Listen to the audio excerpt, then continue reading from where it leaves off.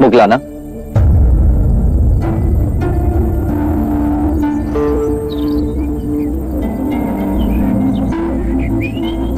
इस विषाद का कारण? कई रात्रियों से पूर्ण ध्यान में मेरे विचार मेरी माता की ओर चले जाते। जब मैं बच्चा था तब जाने अनजाने में मैंने उसे कष्ट पहुंचा, परंतु मेरे विषाद का कारण ये नहीं है। उसके जीते जी मैं कुछ न कर सका, परंतु उसकी मृत्यु के बाद कुछ कर सकूं ताकि उसकी आत्मा को शांति आए। हर बार मैं ध्यान में देखता हूं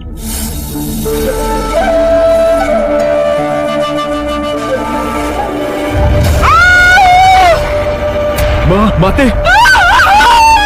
इस दृष्टांत ने मुझे बहुत व्यथित कर रखा है बुद्ध। इसका क्या अर्थ है? मुगलाना, जब तुम्हारी माताश्री जीवित थी तो क्या उन्होंने बुरे कृत्य किए? वचन से, कर्म से, विचारों ने। मेरी माता ने सिर्फ कांटे ही बोए। मैं अपनी माता के दुष्परिणाम को कैसे पलट सकता हूं? जैसी भी थी तो मां ही। मैं उस मां के ऋण को कैसे चुकाऊं? अपनी करुणा से मुझे कोई राह दिखाइए। तुम्हारी माता के दुष्प्रवृत्तियों के बाद भी उनके प्रति तुम्हारा स्नेह देखकर मैं अति प्रसन्न हुआ मुगलाना। माता पिता का ऋण तो आकाश के समान है, दिन हो या रात, हर मनुष्य को उस ऋण का सदैव स्मरण होना चाहिए। माता पिता को सच्ची श्रद्धांजलि है कि अपने जीवन को आनंद और संस्कार से जियो, सत्कर्म करो और अपने पुण्यों को माता पिता को समर्पित कर दो। तुम्हारा जीवन तो ऐसा ही है मुगलाना। तुम सेवा, समर्पण, शांति का आदर्श जीवन जी रहे हो। यदि तुम अपने पुण्यों को अपने माता पिता को समर्पित करोगे तो उनके पाप भी कम हो जाएंगे। धन्य हुआ मैं। पवर्ण दिवस पर तुम और संघ के सभी भिक्षु तुम्हारी माता के रूपांतरण के लिए प्रार्थना समर्पित करेंगे। गहन ध्यान और शुद्ध मन से की गई प्रार्थना में बहुत शक्ति है मुगलाना। वो तुम्हारी माता के सभी पापों को गला देगी, उन्हें धर्म की राह पर ले आएगी। हम एक मुक्ति समारोह करेंगे जहां संघ के सभी भिक्षु अपने माता पिता के रूपांतरण के लिए प्रार्थना करेंगे, चाहे वो जीवित हो या मृतक। करुणा के सागर है, सबके लिए निरंतर चिंतन। एक दिया असंख्य दियों को प्रज्वलित करता है मुगलाना। उससे दीपक का प्रकाश घटता नहीं अपितु और बढ़ता है। आनंद बांटने से बढ़ता है।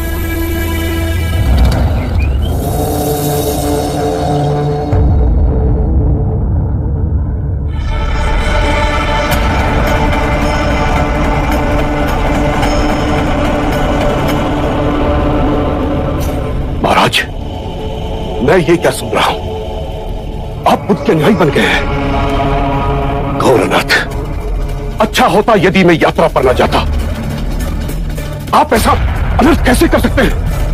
आप अपने धर्म को कैसे छोड़ सकते हैं? क्षत्रियों का धर्म आपके लिए सर्वोपरि है। आपका कर्तव्य है मगध की सीमाएं पर आए, चक्रवर्ती सम्राट बने। मैं अपना कर्तव्य भली भांति जानता हूं कुलगुरु। लगता है बुद्ध ने आपको भी भ्रमित कर दिया है। सम्मोहन शक्ति है उसके पास। आपके पिता की तरह आपको भी भ्रमित कर रहा है। कृपया कर बुद्ध पर झूठे लांछन ना लगाएं। महाराज, मैं सत्य कह रहा हूं। बुद्ध ने केवल ऐसी बातें कही हैं जिससे अनेकों प्रश्न उठ रहे हैं, परंतु उत्तर नहीं मिला। जैसा कि ये संसार शाश्वत है या नश्वर, सृष्टि सीमित है या अनंत, शरीर आत्मा दो है या एक, मृत्यु के पश्चात हमारा अस्तित्व रहता है या विनाश हो जाता है।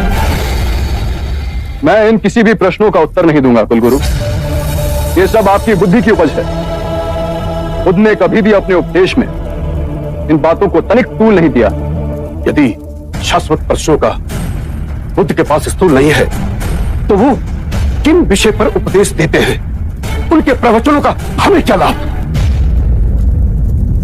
बुद्ध कहते हैं कि अपने शरीर, अपनी श्वास को साधो, उससे अपने अंतर्मन को छिन्न भिन्न करती विभिन्न भावनाओं को समझोगे, दुख और संताप पर विजय पाओगे।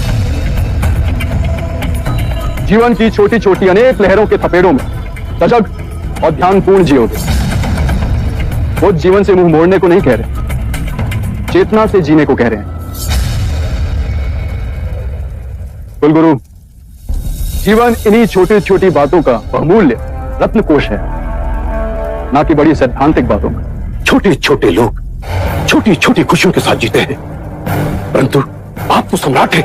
आपका स्तर इस मगध में सबसे सर्वोपरि है। सर का विचार भी मनुष्य बुद्धि की उपज है।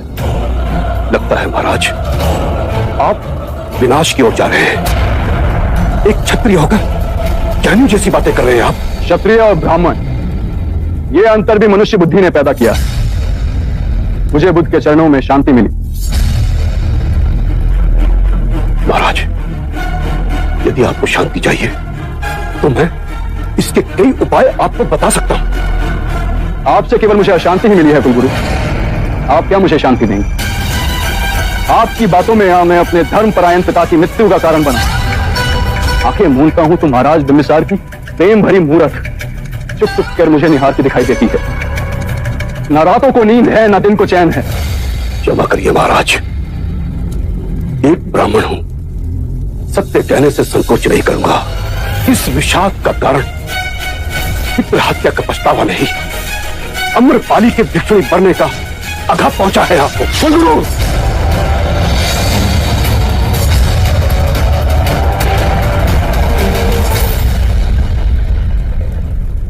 लगता है बुद्ध ने आपको यही सिखाया है।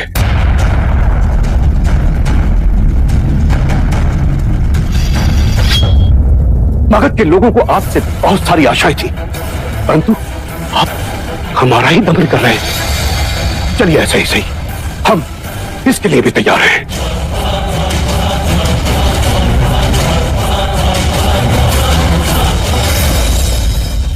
महाराज, आप में ये परिवर्तन देखकर मैं हैरान हूं। अजात शत्रु की उठी हुई तलवार बिना वार किए आज नीचे कैसे झुक गई? मुझे कुलगुरु की हत्या करने में तनित संकोच न होता,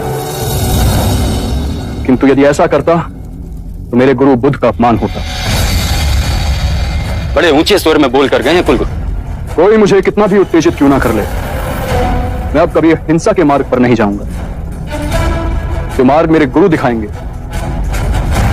उसी मार्ग पर चलूंगा।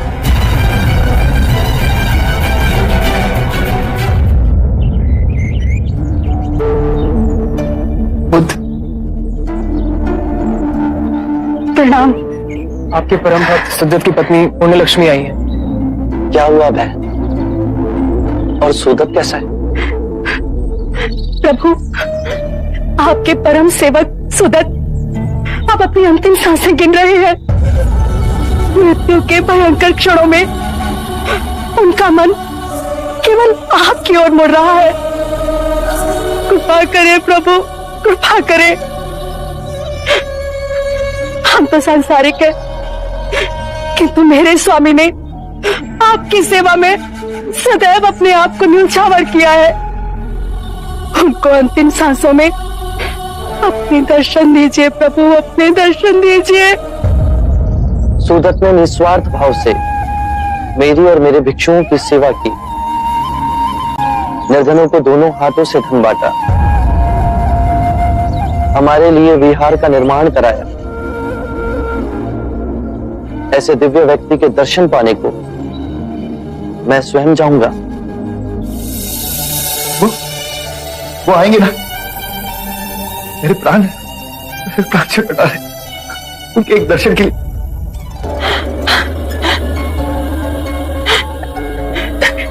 देखिए तो स्वयं बुद्ध आए हैं। बुद्ध,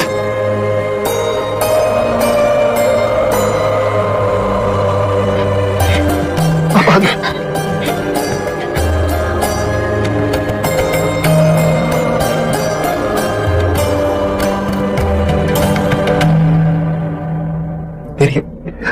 जब इच्छा थी कि आपके दर्शन कर सकूं। कैसे ना आता सुदत। तुम्हारे प्रेम और सेवा ने तो मुझे तुम्हारा ऋणी बना दिया है। इतने उद्विग्न क्यों? क्या मृत्यु से भय लग रहा है?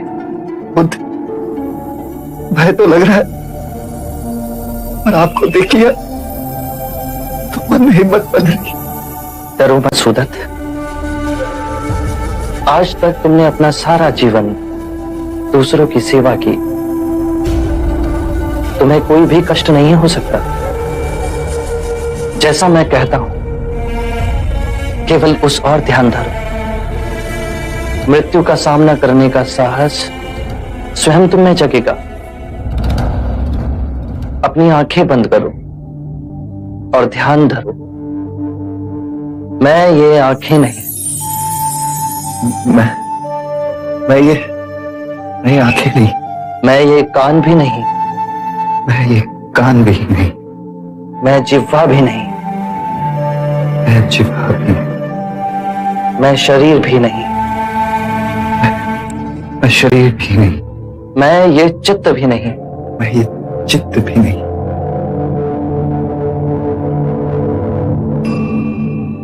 ध्यान नहीं लग रहा? ध्यान केंद्रित करो सुदत। अपनी आंखें बंद करो। जो मैं देखता हूं वो मैं नहीं, जो मैं सुनता हूं वो मैं नहीं, जो गंध आ रही है वो मैं नहीं, जो स्वाद, स्पर्श, विचार उठ रहे हैं उन सब में भी मैं नहीं। जो मैं देखता हूं वो मैं नहीं, जो मैं सुनता हूं वो भी मैं नहीं, जो गंध आ रही है वो भी मैं नहीं, जो स्वाद, स्पर्श और विचार उन सब में मैं नहीं। मैं ये दृष्टि नहीं, ध्वनि नहीं, सुगंध नहीं, विचार नहीं, स्वाद नहीं, मन नहीं, सुगंध नहीं, स्पर्श नहीं, मन नहीं। आगे बोलिए बुद्ध। मैं पृथ्वी तत्व नहीं, मैं आकाश भी नहीं, मैं वायु भी नहीं, मैं जल भी नहीं, चेतना तत्व में भी मैं नहीं। कोई तत्व मुझे जकड़ नहीं सकता। जन्म और मृत्यु मुझे छू नहीं सकती। जन्म और मृत्यु मुझे छू नहीं सकते। मैं मुस्कुराता हूं क्योंकि ना मैं जन्मा हूं, ना ही मैं मर सकता हूं। ना जन्म ने मुझे जीवन दिया और ना ही मृत्यु मेरा जीवन मुझसे छीन सकती। जन्म और मृत्यु पर मेरा अस्तित्व ना निर्भर था, ना निर्भर है। क्या हुआ सुदित? ध्यान नहीं लग रहा?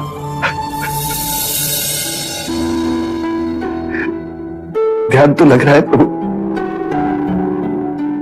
आपके एक शब्द उसकी बूंद की तरह मेरे अंतर्मन में गिर रही।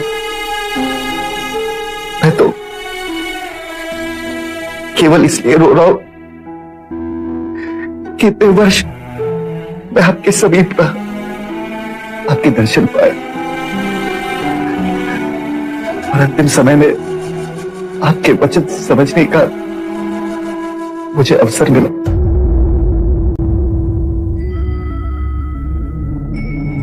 धन्य है बुद्ध, धन्य है आप। आपने मृत्यु के भय से, इसलिए मेरे प्राणों को जकड़ लिया था, उसे मिटा दी। मैं संसार से विदा होते हुए आखिरी क्षण तक मैं केवल आपको देखना चाहता हूं।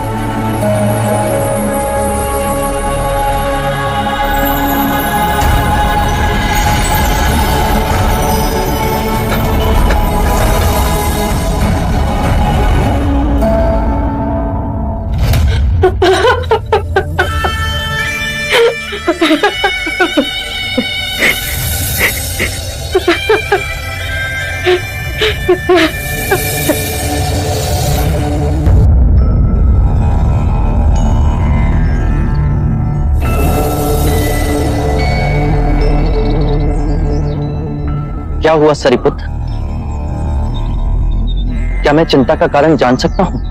बुद्ध, मेरी मां बहुत दिनों से अस्वस्थ है। मेरे गांव नाला में उसकी देखभाल करने वाला कोई नहीं।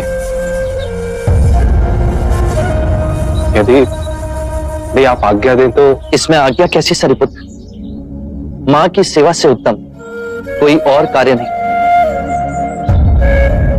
सेवा भी एक विशेष अवसर है सरिपुत्र। यदि सच्चे हृदय से सेवा की जाए तो उसमें भी ध्यान साधा जा सकता है। कोई वचन जिससे मेरी मां को शांति मिले? मन और शरीर के स्वास्थ्य का रहस्य है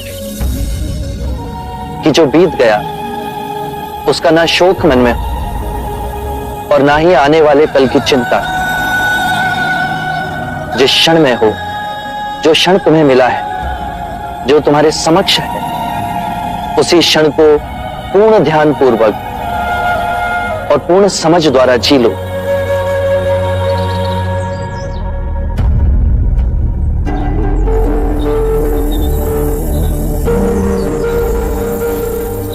सहसा प्रतीत हुआ कि आपसे बहुत दूर जा रहा हूं।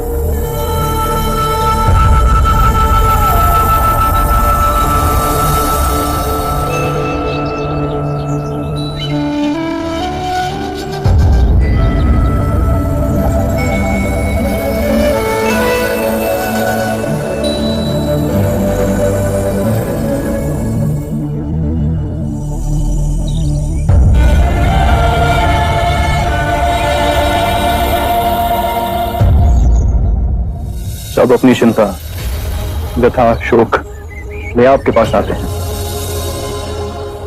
आप इन्हें धीरज बांधते थकते नहीं। यदि तुमने पूर्ण हृदय से स्वयं से प्रेम किया है तो तुम किसी को दुखी नहीं देख सकोगे। बुद्ध, बहुत से ज्ञानी देखे पर आप सा कोई ना देखा। अजात शत्रु, चाहे जितनी भी धार्मिक पुस्तकें पढ़ो, उन्हें चाहे जितना भी कंठस्थ करो, यदि वो तुम्हारे जीवन के कृत्य ना बने तो सोचना कुछ नहीं हुआ। तुम भी किसी दुविधा में दिख रहे हो अजात शत्रु। बुद्ध, आप तो मन की बात पढ़ लेते हैं। मगध के कुलगुरु ने अपना पूरा जीवन देश को समर्पित कर दिया। उनकी सहायता मगध के लिए आवश्यक है, परंतु तुम मेरे अनुयायी बने, इससे वो क्रोधित है। जी बुद्ध, हम एक मत से कार्य नहीं कर पा रहे। मगध के कुलगुरु और मगध के ब्राह्मणों के साथ मेरे संबंध में कटुता आई।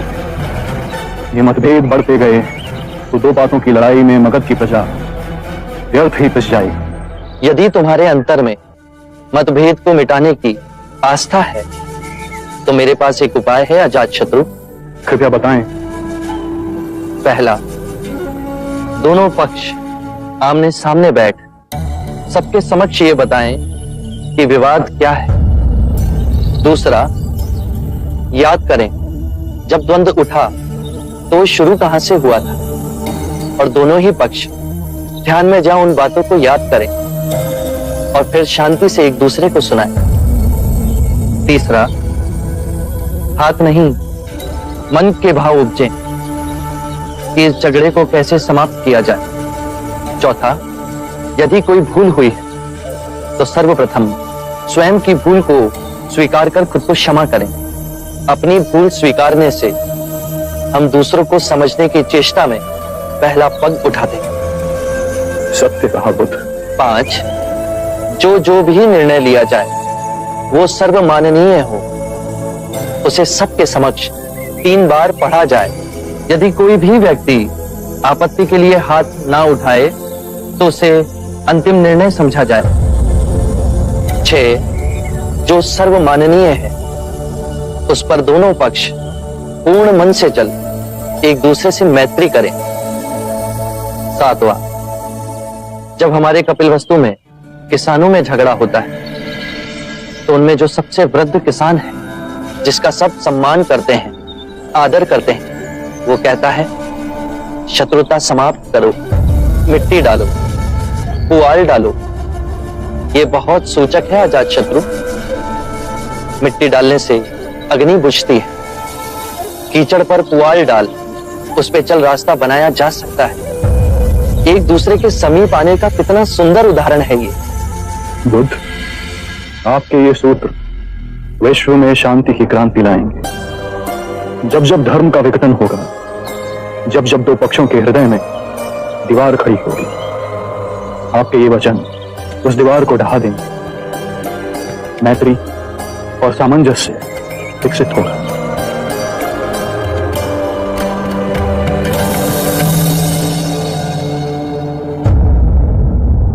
गुरु, हमारे बीच के मतभेद के कारण मगध का कार्य बाधित हो। यदि हम प्रेम पूर्वक अपने मतभेद को दूर कर लें तो सबका भला हो। महाराज, मैं हृदय से आपकी भावनाओं का सम्मान करता हूं। इन मतभेदों को दूर करने के लिए हम 7 नियमों का पालन करेंगे। 7 पग हैं, जिन्हें हम मिलकर उठाएं तो सभी समस्या का समाधान हो सकता है। पहला पग है परंतु महाराज, ये 7 नियम किसने बनाए हैं? स्वयं बुद्ध ने। क्या बुद्ध ने? किंतु महाराज, हम बुद्ध के बनाए नियमों को क्यों माने? क्या वो कोई न्यायाधीश है?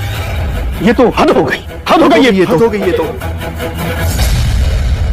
महाराज, यदि हम बुद्ध के बनाए हुए नियमों का पालन करेंगे तो हमें और बुद्ध के अनुयायियों में क्या अंतर रहेगा? यही अंतर तो दूर करना। महाराज, बुद्ध ने जो परम सत्य का मार्ग पाया, उसकी मूल जड़ में हम ब्राह्मणों का खंडन है। वो हमारी भावनाओं का अनादर करता है, वो हमारी संस्कृति का आदर नहीं करता है। फिर वो तटस्थ नियम कैसे बना सकता है? बहुत बड़ी भूल कर रहे हैं आप। बुद्ध ने कभी भी ब्राह्मणों के लिए कोई अपशब्द नहीं कहे। अंधों की पट्टी पहना जिस जनमानस को वर्षों से ठगा गया, केवल उसकी आंखों से अज्ञान की पट्टी उतारी। मनुष्य द्वारा निर्मित अंतर और भेदभाव, जिसकी आड़ में मानव ने मानव का शोषण किया, उसे मिटाया है। यही परम सत्य है। आप सब धन और ऐश्वर्य में जी रहे हैं। इससे पहले कि आप बुद्ध की गरिमा पर उंगली उठाएं, मैं आपको यह बता दूं कि मैंने स्वयं अपना राज मुकुट बुद्ध के चरणों में रखा था, किंतु बुद्ध ने वो भी लौटा दी।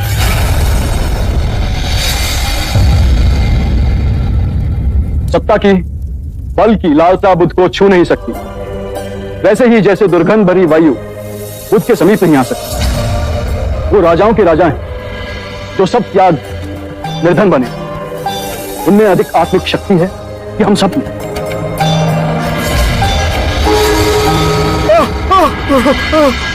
दुहाई हो महाराज, दुहाई हो। आपने हमें वचन दिया, हमारी रक्षा न की महाराज। व्यापार के लिए वीजी जाते हुए हमें लूटा गया, हमें मारा और जख्मी भी किया गया महाराज।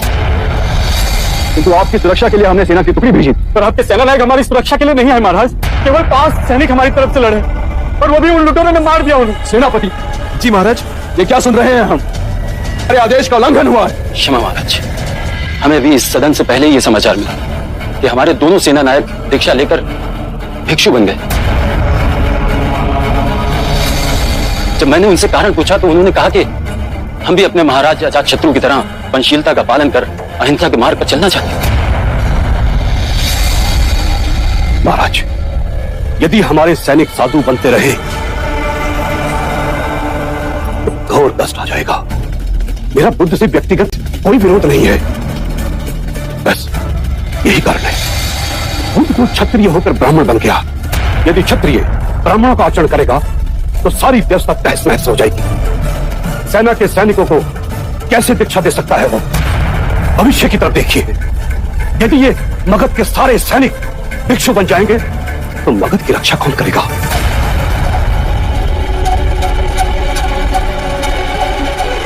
गुरुदेव, कुलगुरु का कथन चिंता योग्य है। यदि रक्षा करने वाले हथियार डाल दें तो रक्षा करेगा कौन? मेरे विरोधियों ने इस बात को तूल दे नई चाल चली। ये विवाद खड़ा हो गया है कि भिक्षु सैनिकों को बहला फुसला संघ में सम्मिलित कर रहे हैं। बुद्ध, मेरी चिंता का कारण और विषम है। यहां तो मैं शासन कर रहा हूं, किंतु दूसरे देशों के राजा इन निर्दोष भिक्षुओं को दंड न दें। आपको शीघ्र ही इस समस्या का निवारण करना होगा बुद्ध। चिंतित ना हो अजातशत्रु, मैं ये नहीं चाहता कि मेरी कही अहिंसा की बातों की आड़ ले सैनिक अपना राजधर्म छोड़ दें, अपने देश, अपनी प्रजा, अपनी राजा के प्रति जो उनके कर्तव्य हैं उन्हें ना निभाएं। मैं आज ही अपने उपदेश में इस नियम को घोषित करूंगा कि कोई भी भिक्षु किसी भी सैनिक को दीक्षा ना दे। आनंद, सभी संघों में यह घोषणा पहुंचा दो। बुद्ध, अहिंसा का अर्थ मैं समझता हूं, किंतु मेरे मन में अनेक प्रश्न उठते हैं। निसंकोच कहो अजात शत्रु। राजा, सेनापति, सैनिकों का कर्म है अन्याय के विरुद्ध युद्ध करें, अपने राज्य के नियमों का राज्य की प्रजा से सख्ती से पालन करवाना। आप अहिंसा से करुणामयी हो इन दुखियों की सेवा की बात करते हैं। क्या आप हमें अपराधियों को दंड देने की अनुमति देते हैं? क्या अपने राज्य के लिए, अपनी संपत्ति के लिए, अपने परिवार की सुरक्षा के लिए युद्ध करना, क्या यह उचित है?